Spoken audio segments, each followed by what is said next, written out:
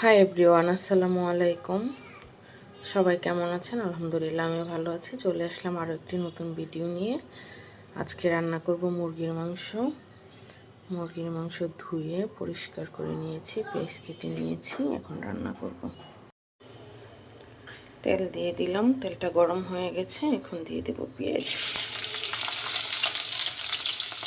পেঁয়াজটা ভালো করে ভেজে নেব, তারপরে একে একে দিয়ে দেব সব মশলা। একে একে সব মশলা দিয়ে ভালোভাবে কষিয়ে নিয়েছি। এখন দিয়ে দেব ধুয়ে রাখা মুরগির মাংস।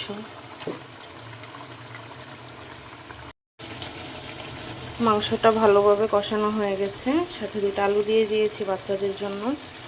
এখন দিয়ে দিব অল্প পরিমাণে ঝোলের পানি। ফাইনালি আমার রান্না কমপ্লিট। আজকে দুপুরের এই রান্না, মুরগির মাংস আর ভাত।